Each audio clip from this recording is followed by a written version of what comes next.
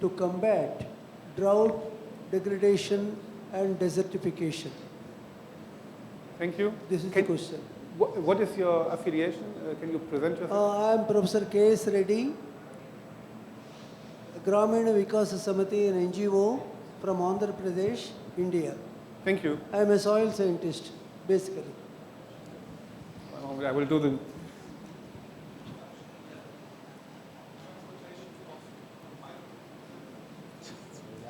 will be more interactive. Sorry. Hi, thank you so much for the lovely panel. My name is Kaustav Chakrabarti. I work for FAO in India. I was very keen to understand about the planning which you mentioned in your presentation.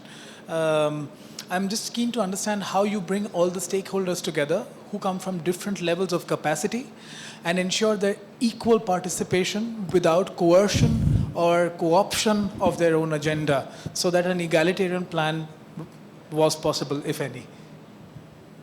Thank you very much. And your neighbor was also raising a hand. And after that, we make a first round of answers, and then we try to have another round.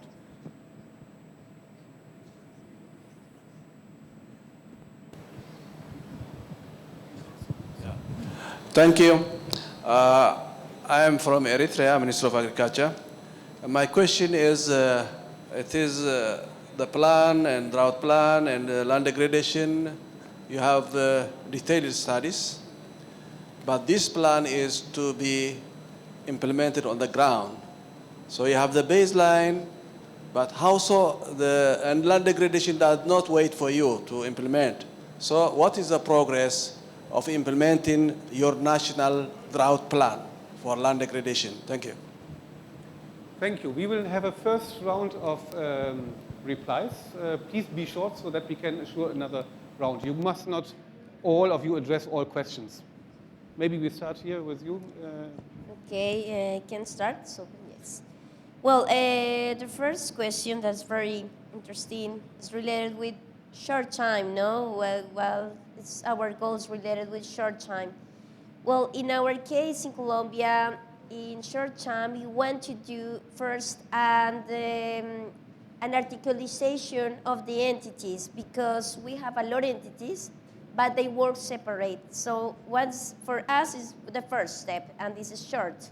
No, we can wait so much time to do that because it's very urgent to make that issue. So when we articulate each other's and make sure what we have to do, then we go to the other side at the ground, no? That's related with your question, but I'm trying. So this is our first prioritization is this, articulation inside.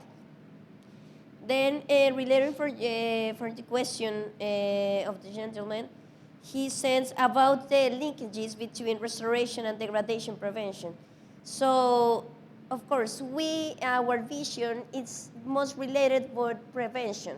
Yes, of course, for us it's very important restorations, but see, like the most important is prevent and then make a rehabilitation or recuperation, yes? But we have a lot of scenarios in drought, so we focus in the areas when we know that's going to happen, the drought, so we prioritize these areas, so we try to prevent that don't happen again, the last drought issues, consequences, no? So we are trying to always be prepared and mitigate the impacts of the drought, yes? And the last question was very interesting. How can we make this with the stakeholders and the ground and the local way? So in Colombia, we have the national entities. Also, we have corporations. These corporations works with the local people. So they are for this area, different area in Colombia. So we work together, because it's different that you go at the national level and talk to people. It's not so easy. But if you have some entity that knows the people and knows the problematics and all of them, so it's easier. So you can go to the corporations, and the corporation solves with the people. They know the problems, so it's very easy for us to make a lot of partnerships or something with them. So it's the way that we work in Colombia. So Thank you very much. Thank you. Next is Malak, please. Just two quick responses to the question of the last question. Of course, you have to do your stakeholder mapping, right? So you have to ensure that you do your stakeholder mapping. And I think your themselves- microphone is not working. Yeah, it seems so. 1, 2. Okay, so you have to do your stakeholder mapping, and of course, they will inform you of who are their clients, so that way you can expand, who you are going to be inviting to your consultations. It is pointless you and the consultant sitting in your office trying to do that. It cannot work. So you must do your stakeholder mapping, and then the other thing is facilitation. Oftentimes, consultants sometimes are not good facilitators. So you have to get somebody who could pull the information out of people. And that is very, very important.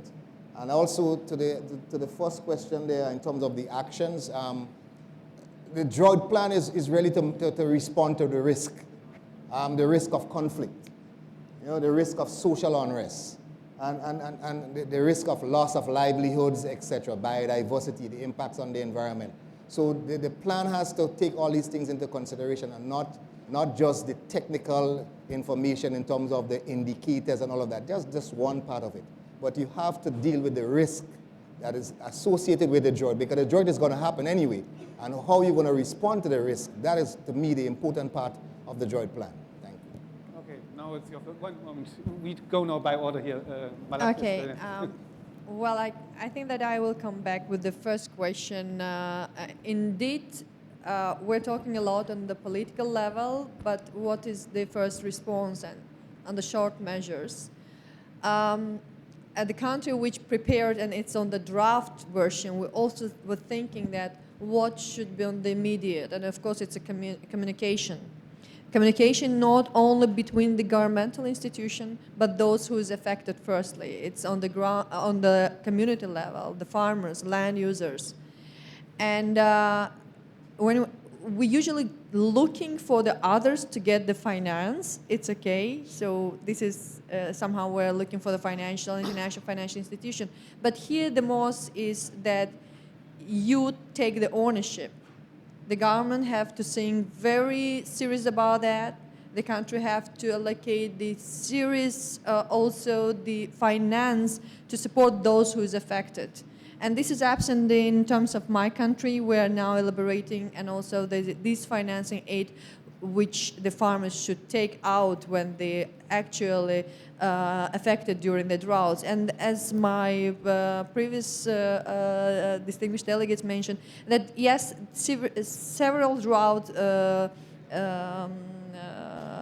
plans here on the ground, and we know how to actually to respond to that. But during this, again, what has to be ensured in place is what is actually the main problem now, is that we cannot, unfortunately, now to put into place this very quick response and communication. So this is a short-term measures has to be settled. Thank you.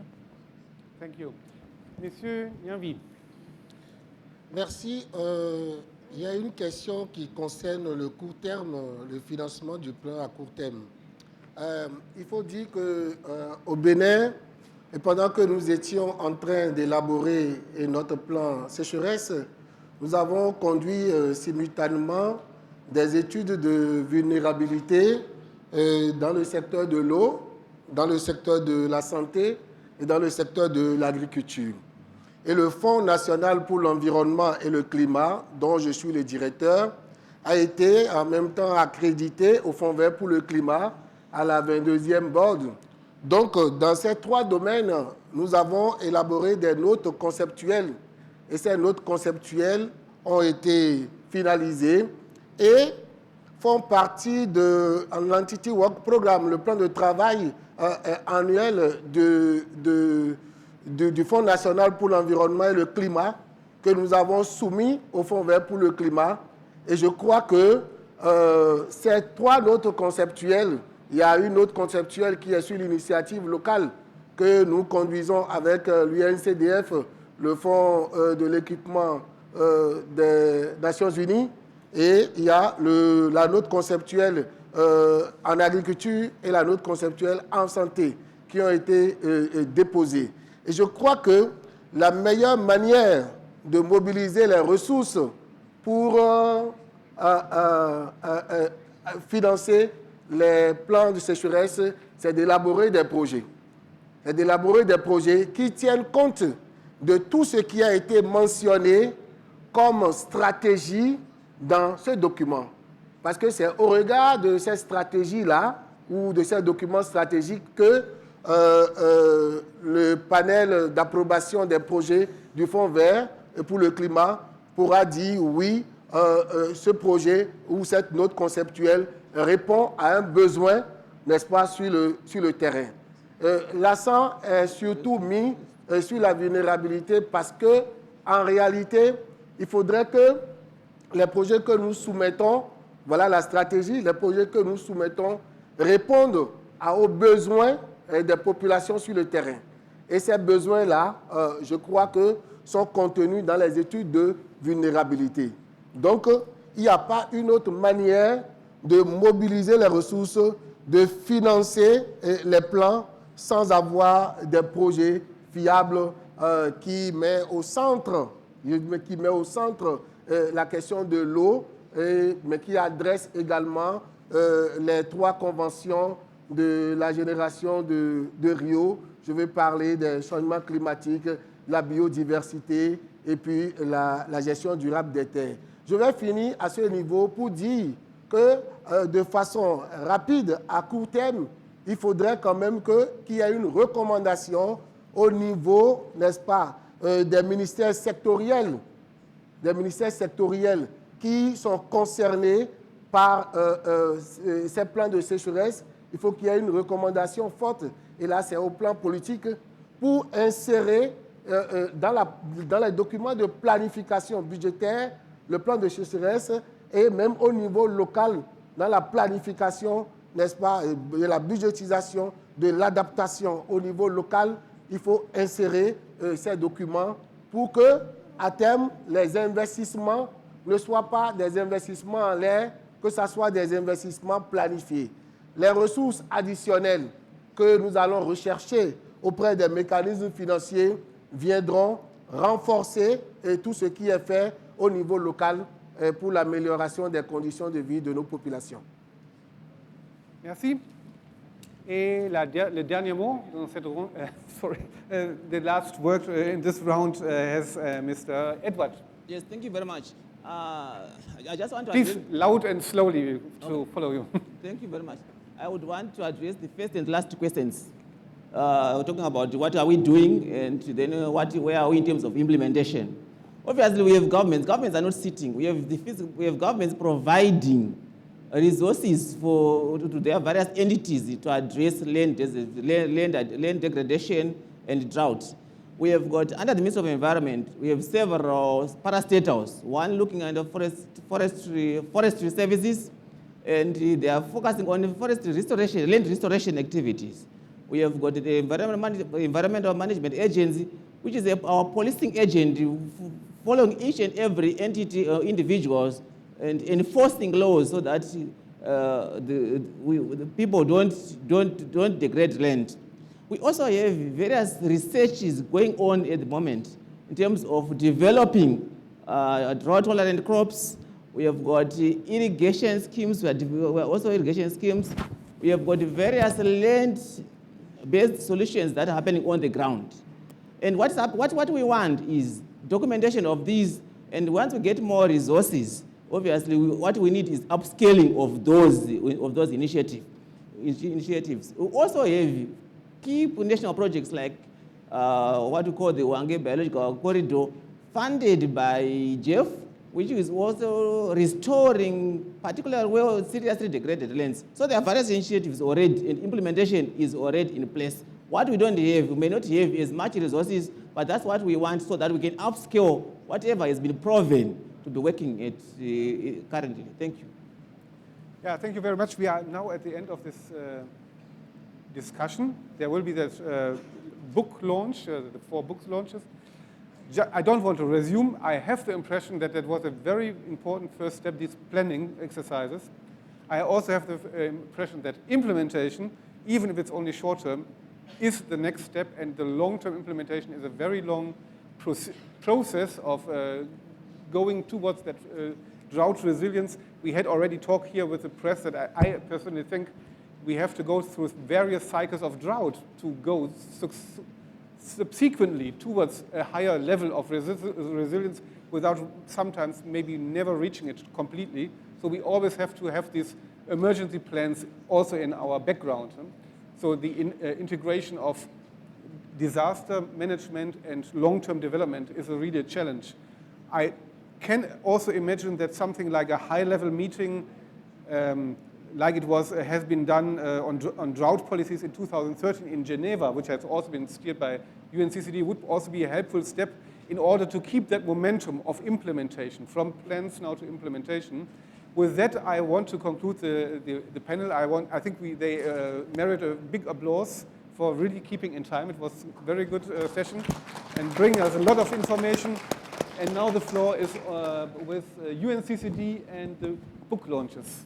Thank you. I think we can now move here.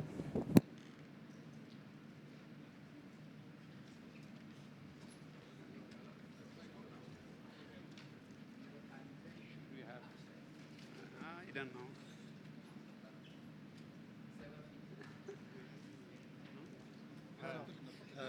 You can moderate with that, and then we speak from here. I can moderate. Maybe I can moderate. Let me From here as well. You can take it then. Yeah. No, we can come here to the podium to. Yeah. Because it's easier. Now we will have a very quick session of about 2 minutes each of the speakers, so it won't be long. It's just a launch of relevant, good, quick publications on drought work that has been done by many of us, and many of them are joint output of all these organizations. So I think head on, probably let's get the slides.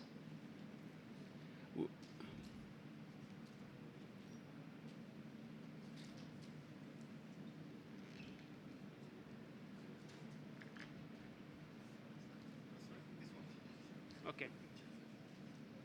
No, the slide is already there. Okay. Oh yeah, I take it from there. So thank you, Daniel. Thank you, colleagues, for being here.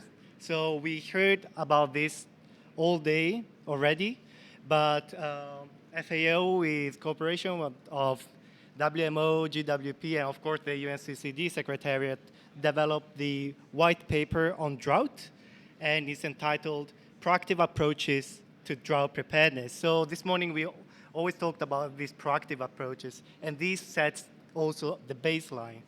Where are we now and where we go from here? So just a couple of key messages. So this is an overview of proactive policies from around the world.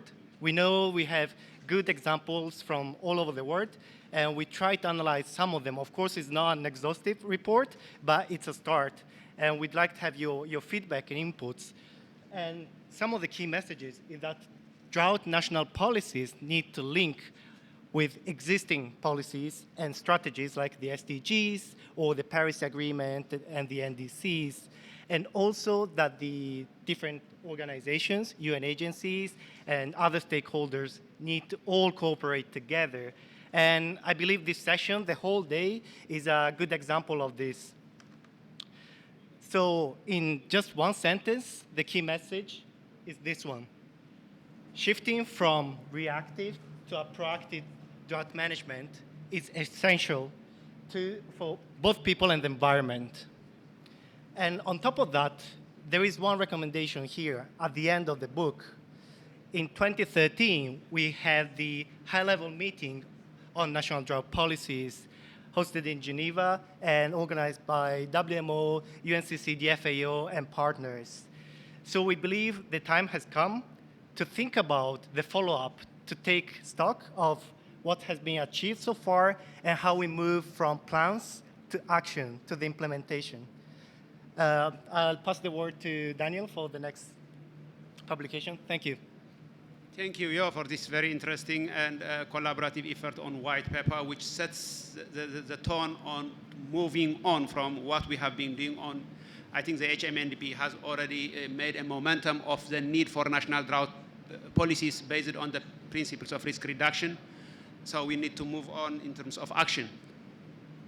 So the other kind of publication from the UNCCD, I think this is probably known to many of you because we have posted it on the website, the initial draft to help countries to develop a national drought plan. This, we call it Drought Resilience Management and Adaptation Policy Framework, DROUGHT, technical guidelines on a step-by-step approach on where to go.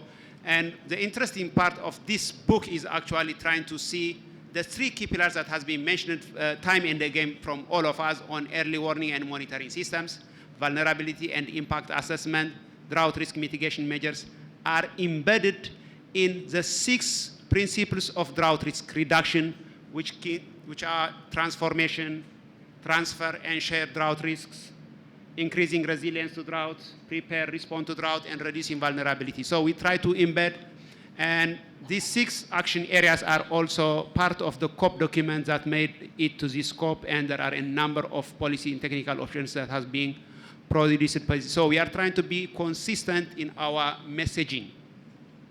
The 3 pillars, now the 6 action areas, trying to embed them so that whatever we are trying to do are part of these 6 key pillars, and the technical guideline is now available on the UNCCD website.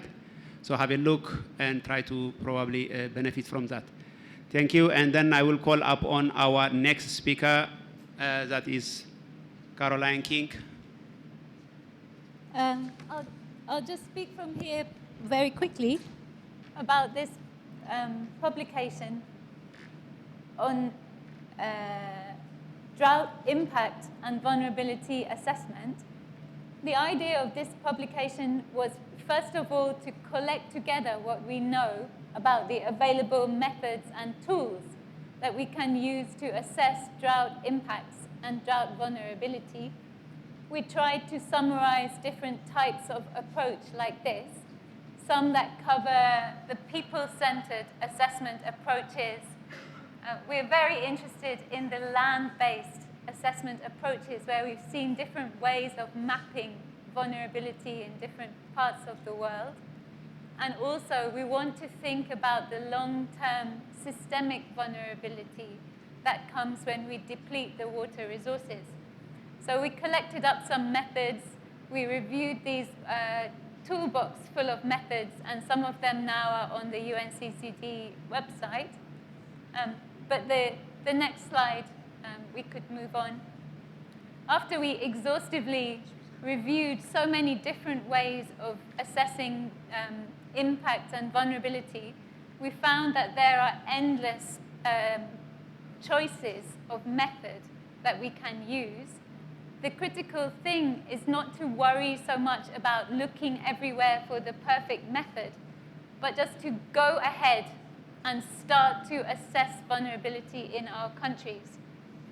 So after we spent some time talking about methodological questions, in this report we also started to think about the application of these methods. And that was probably the most interesting part of the study for me anyway, was to have the chance to collect just a few of the country experiences in how we have been using these methods so far. It wasn't exhaustive, and we have heard today from Benin more interesting experiences becoming available that we could learn from and hopefully create more knowledge exchange. But we started doing that in this present publication. We've made some general recommendations for policy that could hopefully be useful. After the first recommendation, just to take the proactive approach and assess vulnerability rather than waiting to assess the impact of drought, we have a series of other recommendations at national and international level, which are fascinating to read, so please do take a copy and read them. Thank you very much, Caroline, for this brief introduction about this very interesting book. And I had the pleasure to intensively work on this publication with Caroline.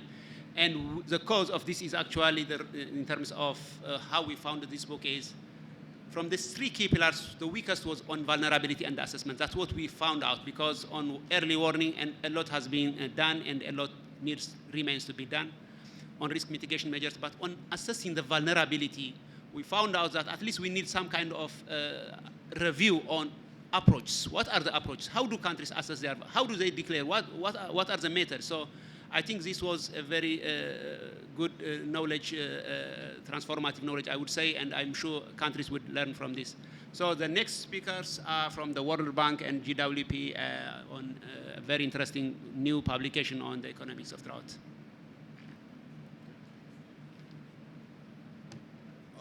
Very good afternoon. On behalf of the World Bank, GWP, and the partners who have been working, WMO, FAO, what we are going to present to you is a framework for benefit of action and cost of inaction for drought risk management framework.